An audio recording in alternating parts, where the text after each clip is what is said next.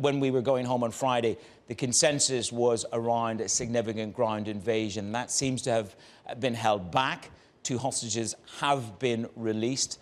Where are we now? We've had Biden on calls with the Western allies. We've had a gathering of the Arab nations in Egypt. This ground assault, this invasion seems to have changed in perspective, timing and construct. Your take. Good morning. Good morning. And Manus, there's a lot of pressure on the Israelis to hold off, to restrain themselves from the United States primarily, but from the wider world, I would say, cautioning against the ground invasion for all kinds of reasons. First and foremost, for humanitarian reasons. All these images that we're seeing now, the destruction wrought on Gaza is basically, has shocked the world. Even by the standards of the region, this is extraordinarily massive destruction. Then there's the matter of the hostages, as you mentioned. There are more than 200 of them, and from many countries around the world, most of them Israelis, but plenty of others, including some Americans, which is why President Biden has himself been putting pressure on the Israelis to restrain themselves in the knowledge that if they go in on a ground offensive, quite aside from hundreds of thousands of Palestinians, also those hostages will be in harm's way. And then, of course, there's the question of strategy and tactics for battle. The big difference between Israel's previous ground invasions and this one, again, those hostages. Israel needs to know where they are, needs to figure out how best to avoid hitting places where they might be. This greatly complicates any planning for the operation. The ground invasion will come. Eventually it will come because the pressure on Netanyahu from his own people is really quite great. And his own instincts are to go in with the ground invasion. But he is being restrained by all sorts of different pressures. And Bobby, what happens? What is the risk of, and what changes in the contours of this conflict should a new northern front open? Should escalation with Hezbollah and Lebanon turn into something greater than it is at this point? Well, that has been the concern from day one. What happens if Hezbollah enters the fight? So far, Hezbollah has satisfied itself by lobbying the occasional rocket, the occasional missile in the direction of Israel and keeping Israel on its toes and not going any farther than that. But the decision about whether Hezbollah joins the fight will not necessarily be made in Lebanon. More than likely, it will be made in Tehran. Iran is the main backer, not just of Hamas, but also of Hezbollah. Iran has a major role to play here.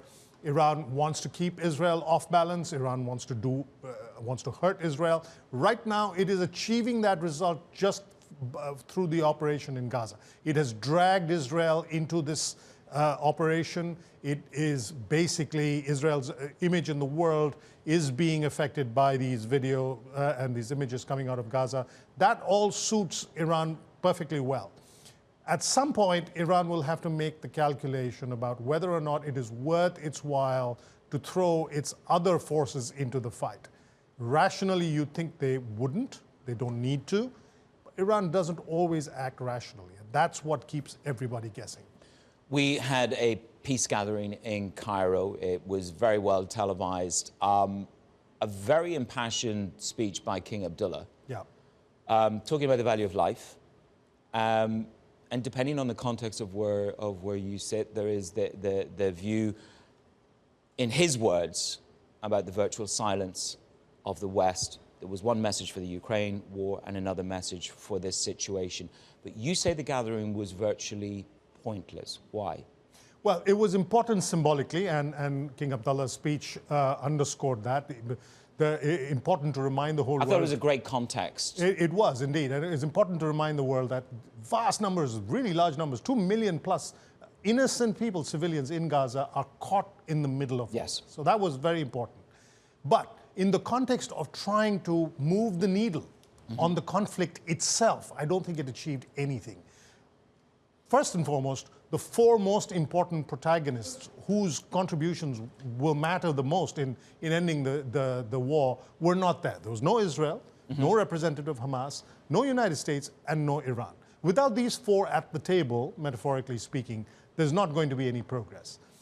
The second thing was that the conference didn't end with any kind of a peace plan. It sort of was a rousing and emotional moment. It was a very emotional event, wasn't it? Correct. Yep. And there was a lot of expressions of sympathy and the importance of humanitarian effort. But there was no actual roadmap to say, here's what needs to happen, here's what we want to see the two sides to do, beyond just say, well, there should be a ceasefire. Bobby, what about further plans with Egypt and Israel when it comes to aid? We know the importance that crossing plays for that. We've seen the first amount of aid due to cross in to Gaza. Is there hopes that there will be more and that it will, again, make some sort of ground to aid those 2 million innocent civilians in a time of need right now? Well, there has to be more. The aid that has been allowed to go through Rafah is a trickle, I mean, a couple of dozen trucks at a time. In normal times, more than 100 trucks go in just to keep Gaza going. In a normal time, not in the middle of a war when the need for food, shelter, medicines is so great, fuel is so great. There has to be more, and that's the other part of the pressure from the international community on Israel, saying you've got to allow much more supplies to go through. There are complications. It is, after all, a war zone. Some of the roads inside Gaza have been badly damaged by bombing. And then there's Hamas. We don't know whether it suits Hamas's purpose to allow these supplies in. Hamas benefits from its own people being seen as victims. Hamas victimizes these people in its own self, in its own sort of perverse calculations. It may not suit Hamas's purpose to allow more supplies in, but they're essential, they're crucial. There are, as you say, 2 million people there who desperately need them. Bobby, thank you very much for joining us this morning. That is Bobby Ghosh of Bloomberg Opinion.